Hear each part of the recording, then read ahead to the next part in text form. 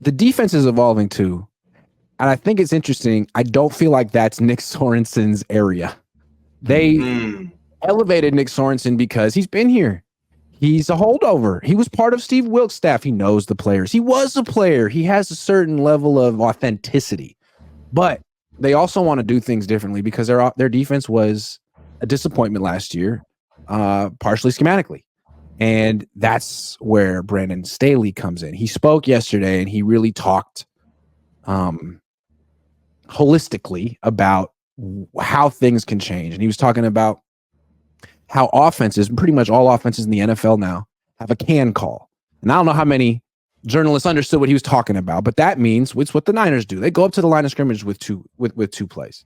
Mm-hmm. And if you show them the defense, if the defense shows the offense what coverage they're in, hey, it's single high and it's man. Hey, it's single high and it's zone. Like, the offense is going to get into a play that attacks that specific coverage, and you're going to be at a disadvantage. And I think what we saw last year is that the Niners weren't disguising their coverages. And against good teams like the Bengals, they got shredded when they were really a good defense. And so I think one thing the Niners are going to try to do this year, which, I mean, the Texans do it with D'Amico, the Jets do it with Robert Saleh, disguise their coverages. I think that's going to be a big thing of what they're trying to do this year. I agree. I'm sorry, I didn't want to take this over. Go ahead. But I agree. One of the things, I mean, and it's a copycat league, right, guys? Like, one of the things that hurt us before is that we hurt ourselves with Cleveland. Cleveland disguised blitzes and disguised coverages against us. They were very good at the point of attack, and then we saw problems with Minnesota. They disguised defenses against us. Then we tied it together, and what really killed us is when we saw Baltimore. They disguised defenses and pressures against us, and they married it with simulated pressures. That's when it started really becoming key that you could really become a problem with our offense if you're able to hide and disguise what your predetermined calls are. So I think that Brandon Staley is also brought in here because, you know, if you think about it, everybody that's brought in here is brought in with a certain use case of what can you bring to us that we don't already have. Right. And one thing that we haven't had where we were kind of on the outside looking in from a defensive perspective is that we're very vanilla. And we got away with being very vanilla because we had the dogs across the board. Right. Where not the average NFL team is going to be able to line up 11 that you can all start, that are all good guys, that are viable players.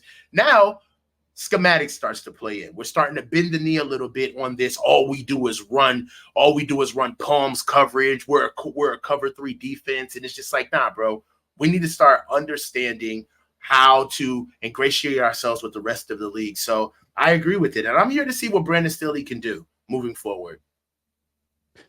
Yeah, I mean, we've talked about this a lot, Grant, but we've done it with the Seattle Seahawks and how vanilla they were. And when you put your players in a position where the offense knows exactly what's coming pre-snap, you're putting your defense at a major disadvantage. It doesn't matter how good the players are. If the offense knows exactly what's coming, knows the rules and responsibilities, and can attack that, especially a guy like Kyle Shanahan, who started out as a defensive guy. He knows exactly what the rules are for each coverage, and he attacks those rules. And that's how you see things show up on these films where it's like, hey, you know, he's going to the ref and he's like, George is going to get held here. This is going to happen. Yeah. It's because he knows how to attack those roles and responsibilities of the defense. And so this goes for the San Francisco 49ers as well. If they can disguise better, if they can show you something to get you to can and go out of a play and kind of give you exactly what it is that you want to see and then change that post-snap, that's always a good thing. Now, there are veteran quarterbacks like a Matthew Stafford or like a Patrick Mahomes, some of these guys that it really doesn't matter what you do, they're going to figure it out in a millisecond and they're gonna wreck you for it. There's nothing you can do to disguise anything. But there are players like Geno Smith or Tua or some of these guys that are kind of mediocre guys that if you can get them to hold for just an extra split second, that's the difference in getting a big play interception or getting a sack or something like that. So, yes, I love the fact that they want to disguise the coverages. And it probably does have to come from Staley, who's more of a defensive wizard and has done this for a while. And he's here to help this defense grow and change on the fly. I disagree with you on one point. I feel like you can get away with being vanilla on defense if you have really good players against mediocre quarterbacks. But once you face the really good ones, like Joe Burrow, if you're just showing what you're gonna, it doesn't matter how many good players you have. You're not even contesting passes. You're getting shredded.